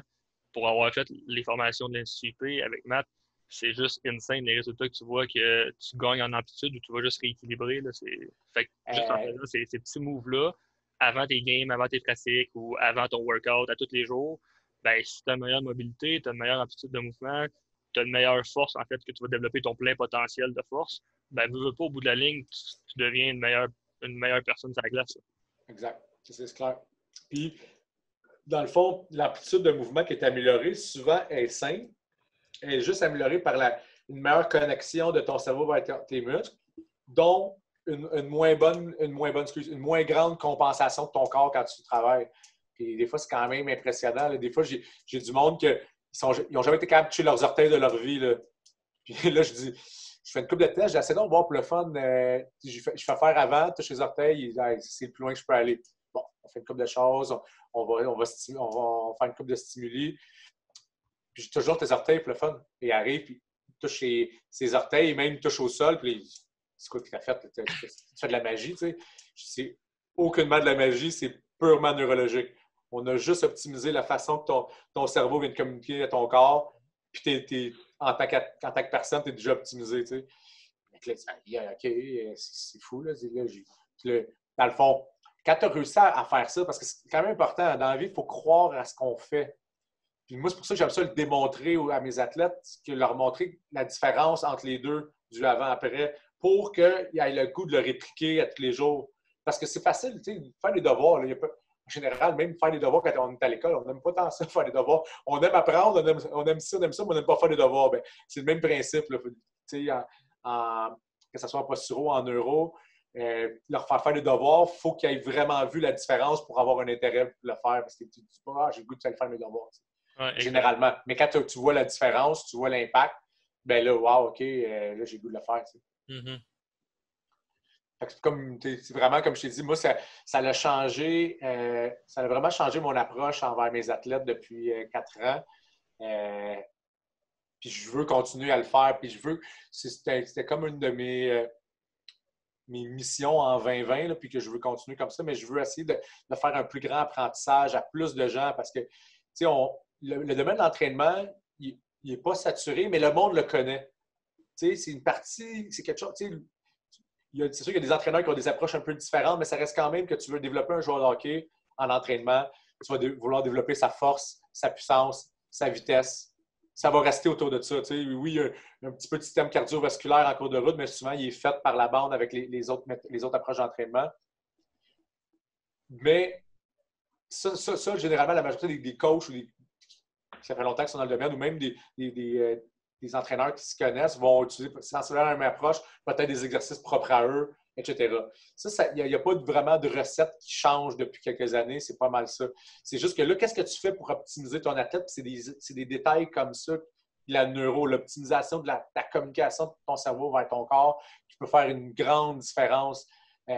Justement, si tu vas faire un joueur qui va monter ou qui va rester là. C'est là que moi, je parle souvent des éléments, des détails, mais ça fait partie des détails, ça. Là, après ça, on va parler d'alimentation, on va parler de supplémentation, on va parler d'heures de sommeil, de récupération, etc. Mais encore là, si ta base est solide, puis ta base, c'est quand même ta façon que ton cerveau communique à ton corps, bien déjà là, tout ça va déjà plus facile à intégrer par la suite. c'est con, là, mais souvent, des fois, je regarde les plus grands entraîneurs dans le domaine du hockey, puis j'apprends de eux. Puis souvent, c'est ce qu'ils disent, c'est garde ça simple, puis garde ça à la base, puis c'est aussi con que ça. Ouais. Parce que souvent, tu vois des vidéos là, en ligne, c'est ridicule. Là. Tu vois, puis là, c'est entraînement spécial hockey ou entraînement spécial ci. Puis là, tu vois, le gars, il fait un skater jump sur demi-bossu. Puis là, tu vois plein d'affaires bizarres, puis là, ça travaille l'équilibre. Puis là... Non, mais c'est pas si pire, tu l'as vu sur le demi-bossu. Moi, j'ai déjà vu skater jump sur des kettlebells, mais la poignée du kettlebell. Oh my God! J'étais comme, j'appelais ça du circus training. Là, ton risque pour qu'est-ce que tu vas gagner en système vestibulaire versus ce que tu vas risquer de blesser. Oui. Ton risque de blessure, c'est vraiment pas un bon calcul. Là, T'es mieux de faire un équilibre sur une jambe, là, pour vrai, tu vas avoir un meilleur gain. Exact. C'est- Les yeux, tu viens fermer les yeux, puis tu viens de créer un meilleur effet encore. Mais c'est ça. J'appelle ça du circus training, ce que tu dis. Mais oui, les entraîneurs, simple's better. Moi, je trouve que ça reste quand même que c'est ça. Oui, c'est intéressant pour des fois pour stimuler ton athlète, trouver des nouveaux exercices. Mais encore là, il faut que tu fasses toujours le calcul. Est-ce qu'il est meilleur que cet exercice-là? OK, oui, non, égal. Est-ce que, tu sais, il faut que tu fasses le calcul, tu sais, parce que, comme j'explique, s'il est risqué, s'il ne va pas chercher des aussi bons gains que ton autre exercice, ben, tu es mieux de garder ton exercice que même s'il l'a déjà fait, qui n'est pas nouveau, mais il est plus efficace pour lui, pareil. Tu sais. Ouais. À un moment donné, les athlètes, les sportifs, ou même, je dirais, monsieur, tout le monde nous engage en tant que professionnels pour les aider à atteindre leur objectif à eux, leur but. Donc, peu importe l'approche que tu vas utiliser, il faut que ce soit la bonne. Tu sais. Peu importe l'exercice que tu vas choisir, il faut que ce soit le meilleur pour lui, pour que lui, il réussisse à atteindre ses objectifs, le plus rapidement possible, puis le mieux possible. Donc, c'est sûr que... Puis, tu sais, moi, j'ai Pierre Allard, le préparateur physique du Canadien, je le connais bien, puis on a déjà travaillé en collaboration. Puis, je me souviens toujours que c'était tellement simple. À l'époque, j'étais plus jeune, il faisait une conférence, puis qui expliquait qu'est-ce que lui évalue qu'un athlète doit faire pour performer. Un joueur de hockey pour devenir un joueur de hockey. Puis c'était tellement simple, là, c'était 3 choses. Du weightlifting, des sprints, weightlifting, sprint, puis patiner, puis être sur une glace. Dans le fond, tu veux intégrer des exercices sur une glace pour qu'il se développe en tant que joueur de hockey. Tu veux lever des poids, mais surtout en weightlifting. Lui, il utilise beaucoup le mot weightlifting pour plus des poids en explosion. Puis sprint, faire des sprints, puis c'était aussi simple que ça, sa présentation. Est-ce que c'est le sprint qu'il faisait, mettons, plus sur glace ou il faisait hors glace? Ben, il faisait les deux, mais il expliquait qu'un joueur de hockey, c'était un sprinter sur glace. OK. Qui n'était pas fou. Mais la seule, là, encore là, c'est à développer ou c'est à argumenter. La seule fois, c'est que souvent, un joueur de hockey n'est pas un très bon coureur, mais encore là, si on l'optimise tant par la neuro, etc., probablement, ce que je peux voir, c'est qu'il y en a qui deviennent des meilleurs coureurs, mais c'est trop embryonnaire, je dirais, avant de trop m'avancer là-dessus. Là. Ben, c'est juste, mettons, si on parle, mettons, système cardiovasculaire, c'est un sprint. C'est pas vraiment la même chose. Il y en a un, c'est stop and start. L'autre, c'est juste un sprint. Puis la mécanique du mouvement, en tout cas, moi, c'est mon humble opinion, là, la mécanique du mouvement n'est pas la même. Fait que, mettons, si tu as à prioriser, j'irais avec fais des sprints, stop and start sur glace. C'est la meilleure affaire à faire. Si tu n'as pas ça, ben là, tu t'arranges avec ce que tu as. Là, mais... Ça, c'est sûr qu'il le mentionnait, là, dans le fond. Puis pour l'avoir côtoyé, il est sur glace. Lui, il n'en fait plus que le Canadien, mais sur glace, c'était quelqu'un qui avait des bons éducatifs pour justement maximiser le patineur. Là. Mais, mettons, ses sprints, il l'utilisait surtout en... Mais tu l'as mentionné, il l'utilisait surtout en stop and start pour aller chercher aussi dans le fond, avoir la capacité à répéter des sprints courts, mais intenses pendant un certain temps, pendant un laps de temps. Donc, ta capacité à répéter des sprints, en réalité, qui va aller chercher tes systèmes d'énergie. Ah ouais, OK. C'est bon. Fait que c'était rien de... je dirais d'extraordinaire. C'était la base. Puis là, à partir de là, la base, c'est dans tout. Il faut que ta base ça soit solide pour essayer de monter. Là. Et donc, ça, c'est sa base. Puis après ça, le choix des exercices, c'est comme j'expliquais, ça dépend des entraîneurs, ça dépend de ta philosophie aussi, etc. Mais c'est sûr que souvent, là, pour revenir à ce que tu disais, moi, je trouve que des fois, on essaie un petit peu trop d'aller chercher de la nouveauté sans avoir vraiment une raison en arrière. Si tu as une raison, dis-moi là, c'est quoi? OK, good, tu as une raison, parfait. Vas-y avec ça. Au moins, tu y as réfléchi. Tu n'as pas juste voulu inventer un exercice pour inventer un exercice. Là. Moi, j'ai déjà vu une planche que les deux pieds sont sur un dumbbell, mettons le poids de même, les pieds sont là, puis les deux mains sont sur des dumbbells aussi. Quand on sait clairement que, mettons, 95% du monde sont même pas capables de faire une planche droite, bracée comme il faut pendant genre 35 secondes. Ouais. Mais ça, encore là, ça dépend. Tu sais, il y a mais à l'Institut IP, là, tu sais, comme on va faire une histoire courte, il y a quand même des stades, hein? Mais ce que tu me dis, c'est du stade 4. Ah, et puis même, c'est ça. Mais stade 4 avancé, tu comprends? Du stade 4 avancé, c'est que tu es rendu à un niveau en tant qu'athlète que tu as vraiment un contrôle incroyable sur ton corps. Sur ton côté moteur, il est vraiment, vraiment, vraiment fort.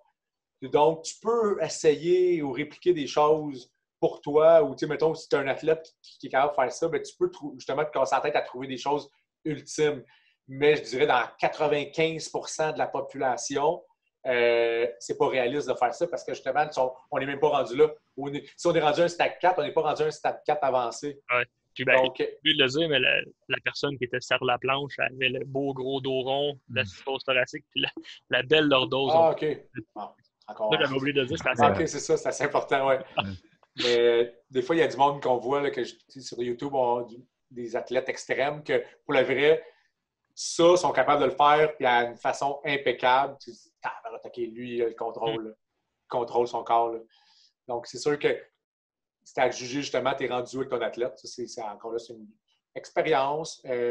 Ton côté analytique aussi. C'est pour ça que les gens, les coachs que je recommande toujours, c'est que tu es un jeune coach, tu es un jeune entraîneur, tu es un jeune kinésiologue, etc. Bien là, tu vas utiliser ton côté analytique, puis qui va faire qu'en cours de route, tu vas faire des choix, que tu vas acquérir de l'expérience, que là, tu vas peut-être faire des choix qui vont être plus éclairés par la suite. Mais si tu as juste donné un exercice comme ça sans y avoir vraiment réfléchi parce que tu as vu ça quelque part, comme beaucoup font, bien là, je ne suis pas sûr que tu es dans la bonne direction pour monter. Là, mettons, nous, c'est pas si pire parce qu'on voit toutes les facettes. Mettons, quand on analyse, on voit que, bon, OK, oui, ça pourrait être intéressant, ce genre d'exercice-là, mais quand que c'est bien fait, tu sais, quand la personne est à ce stade-là et est rendue là. Mais des fois, mettons, le monde qui font ces exercices-là, souvent, c'est soit qu'ils ont trop analysé, mettons vraiment trop, puis là, ils disent, ah, c'est bon. Comme exemple, mettons ton exemple de skater jump sur kettlebell. Ah, ça simule une lame, ça devrait être popé, puis là, c'est comme trop spécifique, fait que là, c'est comme pas bon. Puis il y en a qui font comme juste pas l'analyse. Puis exact. C'est souvent. Puis c'est plus aussi côté, des fois, le monde qui sont pas, mettons, éduqués pour ça. Comme exemple, souvent, les parents ou que là, eux, ils voient ça. Ah, je vais dire, Tyler Seguin fait ça, je veux faire ça. Exact. C'est sûr que. Mais c'est pour ça qu'on a parlé tantôt, là, on a créé la communication hockey, communauté hockey, zone sportive. On veut plus créer une éducation là-dessus. Qui aller voir, quand aller voir, quel spécialiste aller voir. On est rendu là. À mon époque, j'étais un des seuls joueurs qui était bantam qui s'entraînait. Maintenant, tous les jeunes à partir de Pee-Wee ou presque ont commencé à intégrer ça dans leur routine. C'est parfait de même. C'est ça qui fait que le hockey est rendu aussi rapide. Mais des fois, on ne sait pas trop où aller en tant que parent, où diriger notre enfant. Puis, dans le fond, le but, justement, c'est d'essayer. Moi, en tout cas, le but avec la communauté, c'est d'essayer d'informer puis de dire bon, ben, tu vas aller voir, tu trouves que ton garçon, il a les genoux par en dedans, il a de la misère à développer ça, il a tout le temps mal à une hanche, tu trouves qu'il a une moins bonne poussée, bien, va voir tel spécialiste, un posturologue va pouvoir t'aider là-dedans. Il y a un surplus de poids, etc. Bien, peut-être qu'il y a un suivi alimentaire plus adapté pour lui, pour l'aider. Là, tu sais, genre, je pourrais parler de sommeil, je pourrais parler de supplémentation pour certaines personnes, des fois, que mon gars, peut-être qu'il a un petit peu d'anxiété ou il est stressé, tout le temps dans ses games, etc. Bon, ben, qu'est-ce qu'on peut faire? Même, on peut aller même à parler en psychologie sportive. Là, c'est un petit peu ça. Moi, c'est rendu là, c'est plus mon créneau, mon référé à des gens, mais ça peut être pertinent pour certains jeunes, certains joueurs de hockey. Puis quand je dis jeunes et moins jeunes aussi, là, dépendant au niveau qu'on est, on peut avoir toujours besoin d'outils et d'aide là, pour nous optimiser en tant qu'athlète. Ouais. Ben, tu sais, souvent, c'est bien que tu dises, mettons, qu'il y a beaucoup de POI, disons, qui s'entraînent.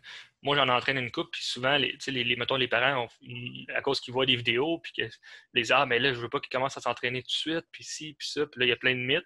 Mais, tu sais, au bout de la ligne, moi, de la façon que je fonctionne avec, mettons, des POI, première fois qu'ils s'entraînent, c'est vraiment, je travaille la base, les patrons moteurs, puis qu'est-ce que ça fait, c'est qu'à 12-13 ans, s'ils commencent à maîtriser ça, rendu à 14, 15, 16, quand c'est là le développement qui est à son pic pour développer, en tant que dans l'entraînement, mettons, en force, ben, s'ils connaissent, ils savent comment faire un back squat puis un deadlift parfaitement, ben, ça, les performances vont juste être insane, puis c'est là que ça débloque. Ça, c'est clair, là, c'est vraiment, je pense que tu le fais de la bonne façon parce que moi, c'est mon approche aussi, là, que j'évalue qu'un jeune, même pour son développement personnel, devrait déjà commencer à s'entraîner quand même assez jeune. Parce que quand on va aller dans les moments qu'on peut gagner plus de force et de maturité musculaire, bien, il y a déjà les acquis nécessaires pour le faire. Puis c'est quand même important parce que là, après ça, ton développement se fait à l'échelle grand V. Là, ça va se faire vraiment plus rapidement. Puis c'est là que tu as besoin de le faire. Tandis que jeune comme ça, c'est vraiment... mettons, moi, j'avais déjà arrivé, je veux que tu brûles, mon gars. Je suis pas sûr que c'est vraiment ça le but présentement, là, parce que de toute façon, son système cardiovasculaire, il y a 12 ans, même si on le travaille dans le tapis, c'est pas vraiment un âge qu'on a besoin de développer ça. Après ça, musculairement, c'est pas là qu'il va développer musculairement. Il n'y aura pas de développement musculaire ou à peine, c'est trop minime pour dire qu'on va développer de la masse musculaire à 12 ans. Là. On veut vraiment intégrer sa façon de bouger et d'intégrer le patromoteur, la technique, qui va faire qu'à la fin de la séance, il va être travaillé quand même. Il ne dira pas c'était facile, tu sais. Mais ça reste quand même que c'est ça que tu veux optimiser parce que quand il va arriver à 13, 14, 15, 16, 17 ou même 14, dépendant du développement du jeune, ben là, tu vas vraiment avoir une différence sur ton athlète. Puis ça, c'est encore là, c'est l'éducation. Ouais. C'est l'éducation à faire avec le parent. C'est pour ça que, comme je t'ai dit, je mentionnais qu'en 2020, je veux créer plus de façons d'éduquer des gens. Parce que justement, on ne l'est pas. On a une histoire ici, on a un oui-dire là de quelqu'un qui nous a dit ça, du parent qui a déjà vu un coach, etc. Qui a vu l'ours. Ouais, c'est ça. Fait que là, on sait comme pas trop où aller, puis le parent ne veut pas, il veut bien faire. Là. Il veut le mieux pour son kid généralement, mais il ne sait comme pas toujours où aller, où se diriger là-dedans. Donc, c'est un petit peu l'objectif, là, mon objectif, en tout cas, de faire ça. Mais je pense que ça a toujours été ça, mais je le faisais peut-être trop à petite échelle. Là, je vais essayer d'agrandir mes horizons. J'ai toujours fait au one-on-one. Mettons, j'avais un parent qui venait me voir avec son jeune, puis que là, j'y faisais à lui. J'expliquais pourquoi on va travailler comme ça. Mais là, je veux justement essayer d'aller chercher. À la limite, si des conférences, il faut que je fasse, ça va être ça. On va informer plus de gens possible.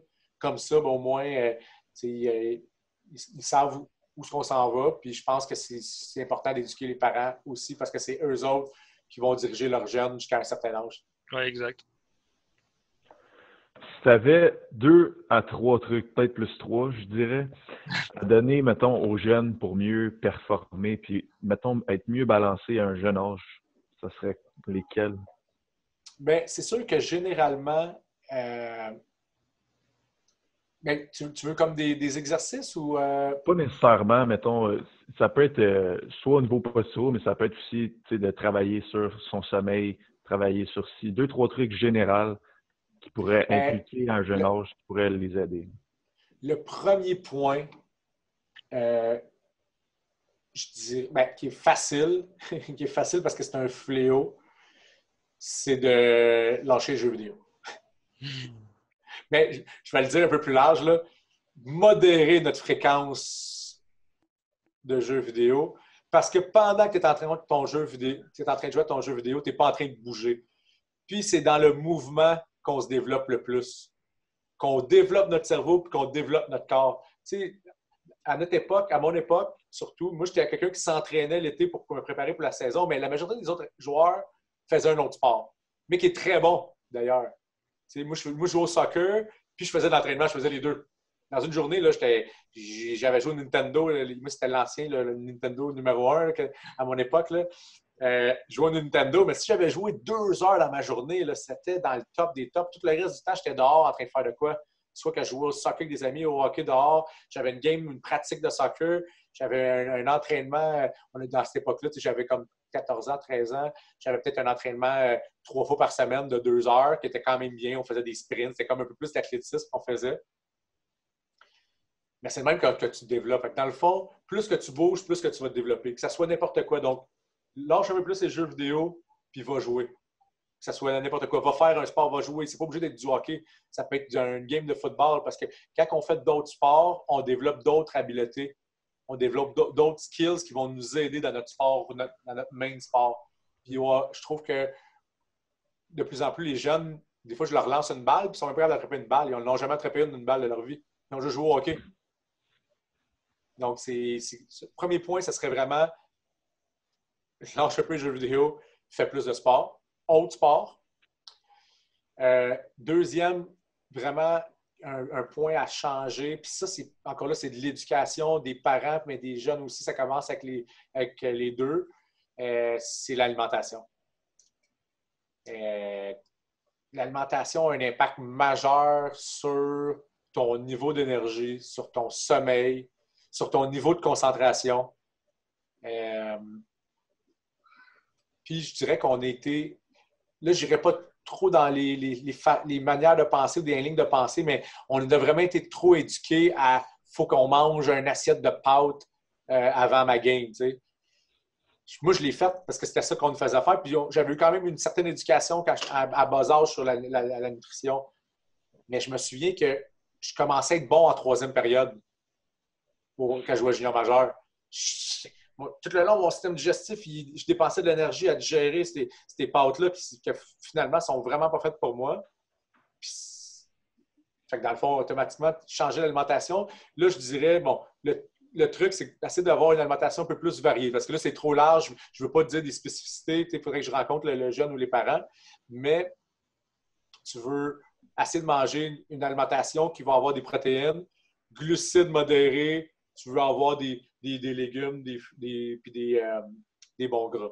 Je reste vraiment large. Tu sais. Mm-hmm. Mais c'est sûr que si tu manges une assiette de pâtes, tu manges, je vois même pire, là, je vois du monde qui vont manger un fast-food encore, même rendu à un niveau, puis oui, bantam, là, un fast-food avant game, puis je le vois même à des niveaux plus hauts que je suis même. De où tu sors, toi, comment ça? Tu fais ça? J'ai toujours fait ça. OK, ouais, mais qu'est-ce que ça change? Ben non, mais qu'est-ce que ça change? T'es-tu sérieux? Tu as joué dans la Ligue américaine, même que ça change. Je peux pas croire que tu sais pas ça. Fait que là, c'est encore là, c'est de l'éducation à faire de notre part, mais c'est sûr que alimentation, soit que tu t'amènes un petit changement ou des grands changements, mais c'est sûr que c'est à modifier. Donc, ta quantité de sucre, il faut qu'elle soit réduite grandement. Puis généralement, il faut que tu t'analyses comment ton corps répond quand tu manges, comme je disais, une assiette que tu vas avoir beaucoup de je vais aller dans les termes, mais beaucoup de glucides, beaucoup de carbs en anglais. Est-ce que ça te fatigue ou ça te donne l'énergie? Généralement, les gens, j'analyse comment tu files tout de suite après avoir mangé. Ça va donner un bon indicateur si c'est ça qu'il faut que tu dois manger avant une partie ou pas. Si tu as le goût d'aller te faire une sieste en dedans d'une demi-heure après l'avoir mangé, ben, automatiquement, ce n'est pas fait pour toi parce que dans le fond, ton système digestif il travaille trop pour essayer de digérer ça. Puis pendant que ton système digestif il travaille à vouloir digérer quelque chose, tu n'as pas d'énergie pour toi pour faire fonctionner ton corps.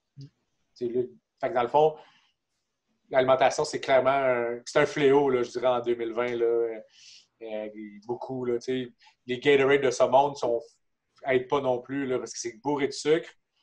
Boum, pic d'insuline. une drop. Puis là, finalement, qu'est-ce qu'il faut que tu fasses? Il faut que tu reprennes du sucre, tu reprennes une bouteille de Gatorade. Là, tu as un pic, mais moins haut. Après ça, tu as un down plus bas. Puis là, finalement, tu ne performes pas à la hauteur de tes capacités. Donc, c'est sûr que si, mettons, comme truc, si tu n'as pas les ressources nécessaires pour faire les changements, tes propres changements, bien, je dirais de s'informer sur un professionnel qui peut t'aider et te diriger là-dedans.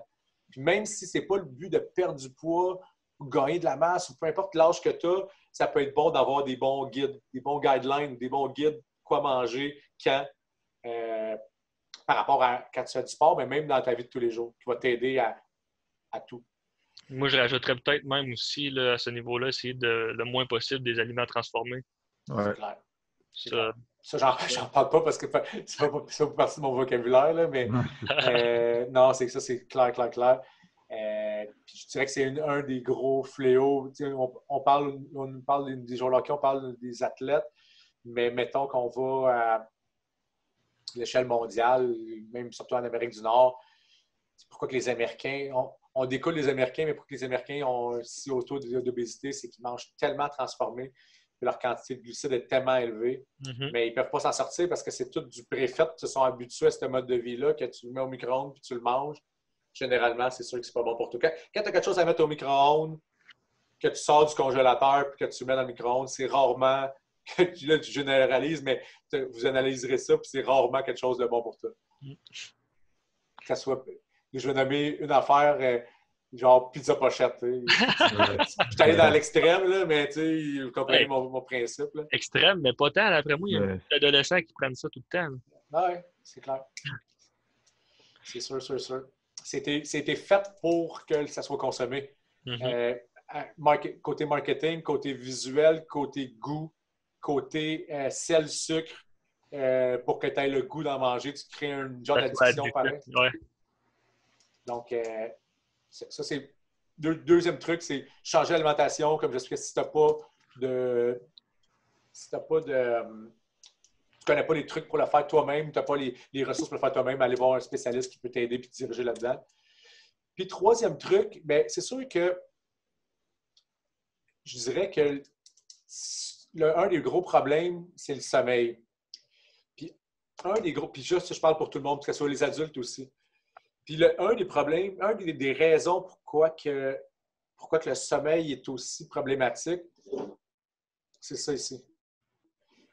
Puis ça, c'est tough parce qu'on est en 2020, puis moi-même, je travaille beaucoup là-dessus, que ce soit tablette, que ce soit téléphone, que ce soit même ordi.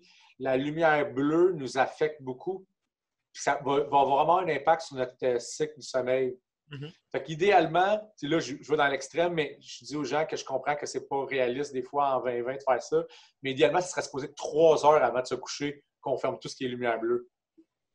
Ça, je suis conscient que c'est pas réaliste pour un jeune, mais déjà là, si tu réussis à la fermer une demi-heure avant, puis que tu te mets à lire du papier, puis tu te donnes une routine d'aller dans ton lit puis lire du papier, assurément que ton sommeil va être optimisé. Puis, une autre erreur, c'est que souvent, on va se coucher et le téléphone est à côté de nous autres.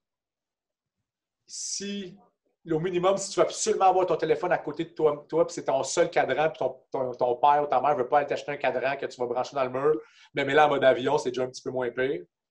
Mais ça reste quand même que le téléphone, si je l'ai là et il est ouvert, c'est pareil comme si je me couchais à la tête dans un micro-ondes. Même principe. Les ondes du téléphone nous attaquent vraiment.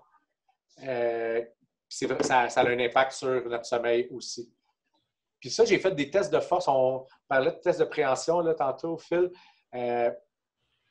C'est un petit peu dans un autre ordre d'idée, là, mais j'ai fait des tests de force de préhension sur quelqu'un qui avait un téléphone cellulaire sur lui.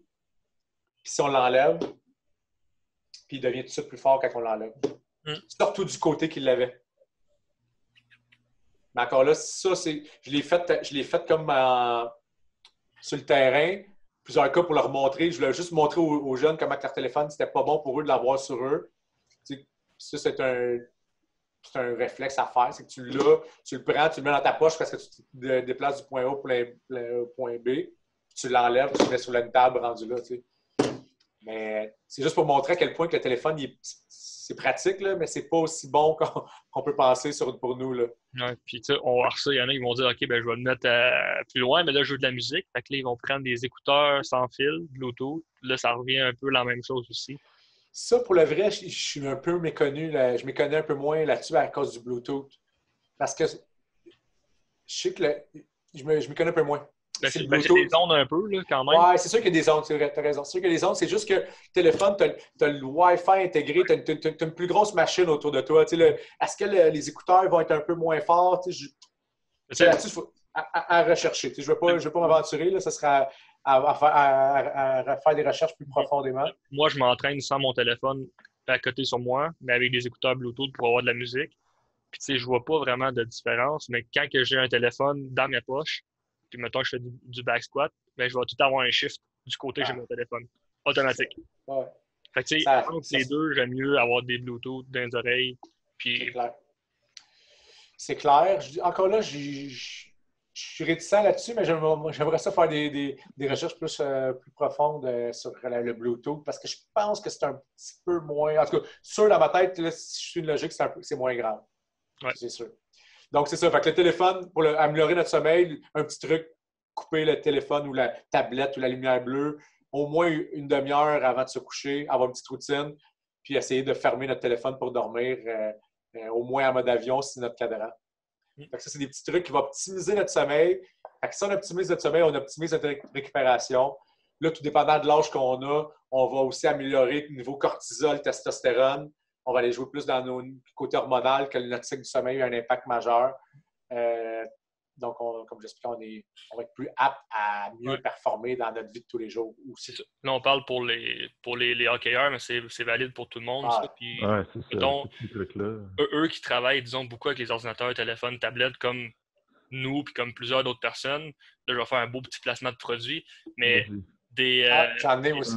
Les Blue Blockers, tu sais, ça ne fera pas à 100% des miracles, mais au moins, c'est déjà mieux que de rien avoir du tout. Puis comme ça peut te permettre de peut-être étirer justement une demi-heure, une heure avant de te coucher au lieu de 3 heures avant de tout fermer.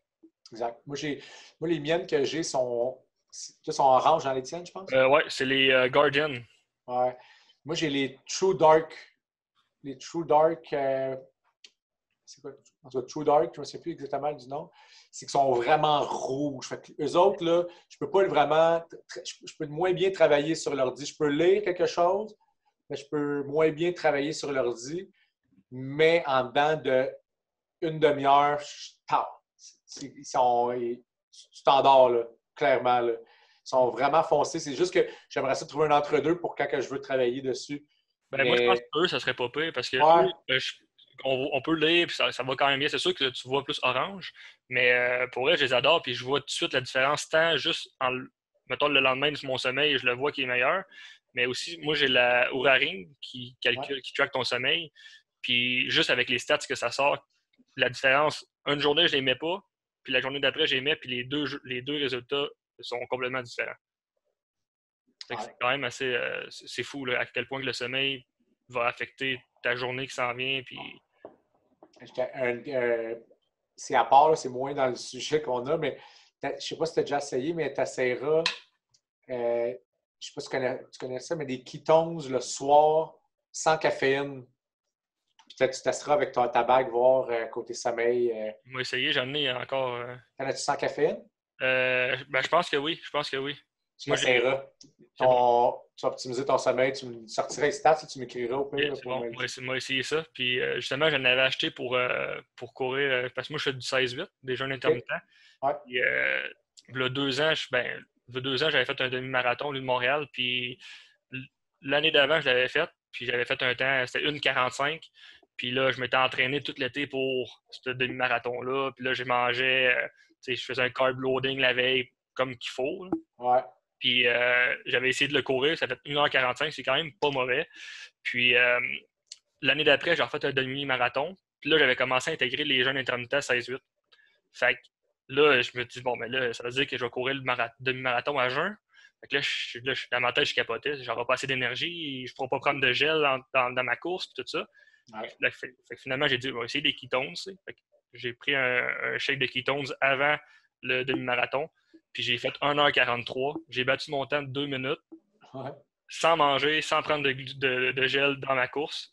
Puis j'ai eu beaucoup moins de crash que l'année d'avant où j'avais fait des carb loading, j'avais mangé un déjeuner le matin en partant. Puis cette année-là, je ne m'étais pas entraîné pour la course. Fait que j'avais aucun entraînement de course, j'avais couru 2 fois 5 km dans mon été d'attitude. C'est sûr que là, moi je suis un fan de cette approche-là parce que j'ai vu les résultats tant sur moi que sur pas mal d'athlètes que j'ai suivis ou même monsieur et tout le monde, que je trouve que c'est vraiment une bonne approche. C'est sûr que là, tu sais, mettons, des fois, avec certains athlètes, je ne veux pas tout de suite aller dans ce modèle-là parce que justement, c'est peut-être trop de changements drastiques dans leur habitude de vie. Mais clairement, des meilleurs résultats dans beaucoup de choses. Puis ça, justement, c'est drôle qu'on parle de ça parce que je suis en train de lire Ketogenic Bible. Puis ça a été publié il y a 3 ans quand même. Là. Puis déjà là, les études puis les recherches qu'on avait depuis 3 ans, fait que j'imagine que si on ressortirait un livre version avancée, on aura encore plus. Mais que de plus en plus, que le côté performance, on va être optimisé si on est sur une approche comme ça versus ce qu'on a été habitué ou qu'on a fait pendant des années, puis je dirais, qui est documenté avec la quantité de glucides puis qu'il y a avoir une source d'énergie plus du glucose. Le carb loading, là, combien de personnes qui font ça, qui font des Ironman? Moi, j'ai suivi des personnes en Ironman, puis justement, je voulais qu'il change son approche. Je dis, on va essayer quelque chose d'autre. Je te le dis, si tu me fais confiance, je dis oui. Je dis, tu vas voir, tes résultats vont être améliorés. Puis comme de fait, il capotait. Finalement, il n'a jamais fait son Ironman. Je me souviens plus si c'était des raisons personnelles, mais en entraînement, ses temps, il était débile. Il capotait. Il dit, je comprends pas. Il dit, tout le monde mange des sucres, puis moi, je ne mange pas de sucre. C'est comment ça que je suis meilleur qu'avant? Je dis, c'est les sources d'énergie. Tu as 2 sources d'énergie dans le corps humain. Tu as le glucose, puis tu as les corps cétoniques. Si on réussit à aller chercher les corps cétoniques, tu en as pas mal plus que le glucose. Parce que le glucose, tu n'en as plus, il faut que tu en prennes. Tu n'en as plus, il faut que tu en prennes, puis tu ne reviens jamais au même niveau. Donc, c'est vraiment intéressant, cette approche-là. C'est sûr que ça diffère des sports, encore une fois. Là. Les approches à prendre, c'est comme, disons, un Ironman, marathon, demi-marathon, c'est des sports de longue distance qui l'intensité est généralement tout le temps la même. Ben, tu es déjà avantagé de partir en partant sur tes lipides, tes corps cétoniques. Comme ça, tu n'as pas de fluctuation d'énergie, justement. Oui. Mais moi, j'avais cette idée-là au début que juste de le faire sur les sports un peu plus d'endurance. Puis je l'ai assis sur moi pour jouer au hockey. Puis c'était quand même impressionnant la différence d'énergie. Je dirais que peut-être les sparks, l'explosion, peut-être un petit peu moins dans les débuts, mais tout le temps. Dans le fond, c'est comme si mon énergie est meilleure tout le long de la partie.